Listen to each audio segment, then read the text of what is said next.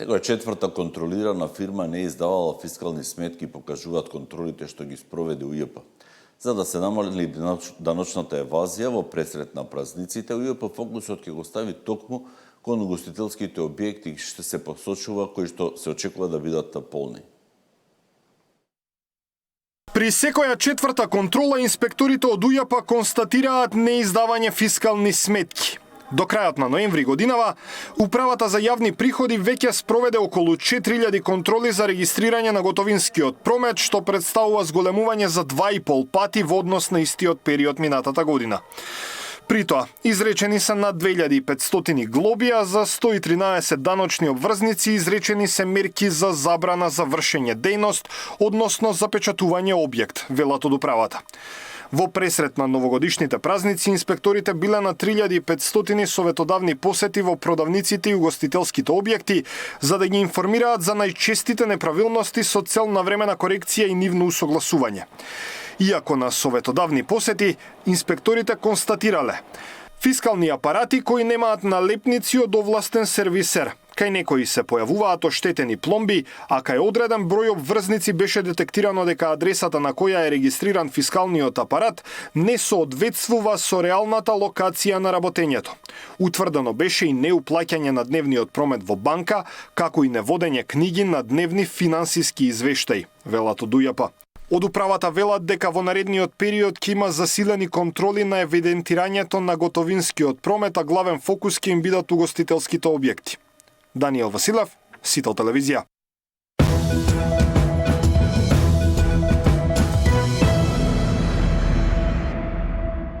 Саботниот конгрес на ВМРО ДПМН беше тема на партиски препукување. Од владеачката партија смета дека конгресот поставил стратегија и визија за модерна, стабилна и европски ориентирана Македонија. За таа цел реизборот на лидерот Мицковски најави освежување на партијата од врбот па до најниските структури. За СДСМ пак најавите на ВМРО ДПМН дека до пролет ќе се случат промени, се најави за предвремени избори. Целта според нив е партијата да го спаси Никола Груевски. Визија за модерна, стабилна и европски ориентирана Македонија. Вака ВМРО ДПМН ја представува стратегијата Македонија 2030, која вчера ја усвои партискиот конгрес на седницата во Кавадарци. Стратегијата се заснова на идејата дека државата мора да излезе од циклусот на краткорочни одлуки и да воведе долгорочен план и систем за управување, а тоа се создава преку институции со силен интегритет, конкурентна економија и општество засновано на вредности и национална самодоверба. Документот ја позиционира ВМРО ДПМН како политичка сила подготвена да ја превземе одговорноста и улогата за ова државничко лидерство. Покрај стратегијата како клучен документ, вчерашниот конгрес ја отвори и вратата за внатрепартиски освежувања, кои напролет треба да резултираат и со посериозна владина реконструкција. Лидерот Мицковски веќе најави дека партијата ќе добие освежување од врвот до најниските структури. Се очекуваат нови лица во тимот подпредседатели, нов извршен комитет и нови председатели на локалните ограноци.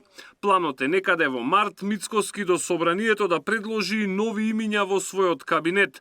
Иако не се исклучува како можност, од ВМРО ДПМН велат дека во овој момент нивната цел не се предвремени парламентарни избори идната година. А во СДСМ се убедени во спротивното. Според нив, најавите на ВМРО ДПМН е дека до пролет ќе се случат промени, се најави за предвремени избори, а целта според партијата е да се спаси Никола Груевски. Зошто се подготвуваат избори на пролет? Сакаат по секоја цена да се обидат на било каков начин, не бирајки средства ниту методи да обезбедат уште 4 години власт, а во тие 4 години да си обезбедат амнестија за себе, целосно да ја изолираат Македонија, да продолжат да крадат, да ја претворат во азил центар за сите своји криминални членови. Тоа особено важи за нивниот шеф, кој доколку дојде до промени во Унгарија ќе ја загуби заштитата од Орбан. Затоа намерно се работи работи на тоа да не заобиколуваат коридорите, да се пропуштаат мигранти, да се стопира европскиот пат преку конфликти и измислување на нови услови, се вели во соопштението на СДСМ.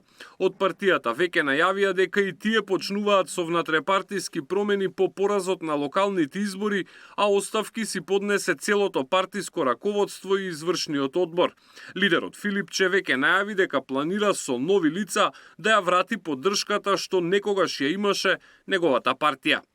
Александар Спасовски, Сител телевизија. Никакви бегалски кампови нема да се градат во Македонија, дециден Антонио Милошовски од ВМРО ДПМН.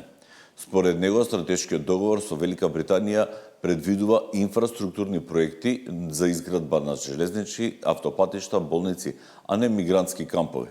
По излегувањето од Европската Унија договори за борба против нелегална миграција, Британија подпишала со сите земји во Европа. Но од СДСМ не отстапуваат од тврдењето дека власта подготвува антидржавно и национално предавство. Опозицијата прашува воедно и кој му дал на Мицковски право да преговара за мигранти. ВМРО ДПМН категорично негира дека Македонија ќе гради кампови за британските мигранти. Пратеникот Милошовски вели дека стратешкиот договор со Велика Британија предвидува инфраструктурни проекти, но за изградба на железници, автопатишта, болници, а не за мигрантски кампови. Договори за борба против организирана нелегална миграција. Британија има подпишано со сите земји од регионот и од Европската Унија. Британија откако излезе од Европската Унија, со сите земји од Западниот Балкан, но и со самата ЕУ, склучува вакви договори каде што Британија ја враќа легалната основа на Frontex, таму каде што Македонија и земите членки на Европската Унија и земите кандидати имаат легална основа за борба против организирана нелегална миграција и заштита на границите, тоа го прави Британија со овој дополнителен механизам кој што е комплементарен со Frontex. И на крајот, нема подобар демант за ваквите спинови на некои опозициони партии од изјавата на британскиот амбасадор, дека британско-македонскиот стратешки договор потврдува и предвидува инвестирање во инфраструктура, во економија, во безбедност и во образование, но не предвидува бегалски кампови во Македонија. Од СДСМ пак не отстапуваат од тврдењето дека власта подготвува антидржавно и национално предавство. Опозицијата прашува кој му дал на Мицковски право да преговара за мигранти. Ова ли е големата економска вест која Мицковски ја најавуваше со наводниот договор со Обединетото кралство? Дали за носење мигранти од Британија е направена проценка на безбедноста? Дали се предвидени ризиците? И најважно, дали имаме одговор на прашањето зошто Британија ги одбила, а ние би ги примиле? Развиени финансиски силни европски држави, Шведска, Британија, Германија, имаат огромен проблем да се справат со овој предизвик. Нивните граѓани протестираат секојдневно токму за овие проблеми. Британија прва има проблем со мигрантите кој трае предолго. Ако овие високо развиени земји не можат да се справат со проблемот, нема да може ниту Македонија. Ова општество не може да го издржи ова. Нема цена што треба да се плати. Темата дека Македонија ќе стане прифатилиште за мигрантите кои во Британија не добиваат азил, ја актуализираа британските медиуми со тврдење дека земјава ќе добива пари за секој примен мигрант, а за возврат Македонија ќе треба да им овозможи да добијат азил или работни дозволи во сектори во кои има недостаток на работници. Владата ги негираше овие тврдења, а од британската амбасада испратија соопштение во кое се вели дека двете држави соработуваат во борбата против организирана нелегална миграција, но без повеќе детали. Диспина Тодоровска, Сител телевизија.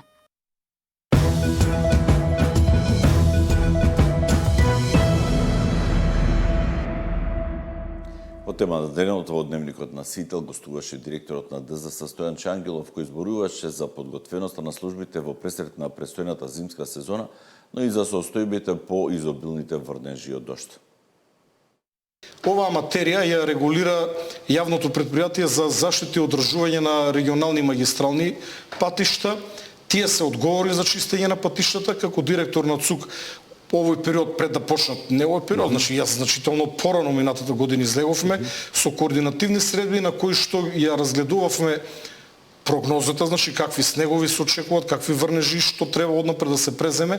Сега ја немам таа координативна улога, тоа верувам дека директорот на ЦУК или службите во ЦУК веќе имаат одржано вакви координативни средби. Не слушнав некое јавно соопштение, но тоа не значи дека вакви координации не се одржани, бидејќи улогата на Центарот за управување со кризи доколку дојде до, повторно ќе кажам, загрозување на луѓе, на животот и здравјето на луѓето, на материјални добра, тие да ги координираат сите. Добро, тие координираат, вие сте оперативата, кај вас се камчекот, како се вели, и за добро и за лошо, за да функционирате? Во случај на поголема несреќа, ние имаме капацитет да помогнеме и во случај на поплава, и во случај на поголеми снежни врнежи, бидејќи имаме соодветни тимови, можеби не се во најдобра кондиција би рекол, но сметам дека можеме да одговориме на такви задачи. Еве во овој момент можам да кажам дека имаме 420 пумпи за испумпување на вода.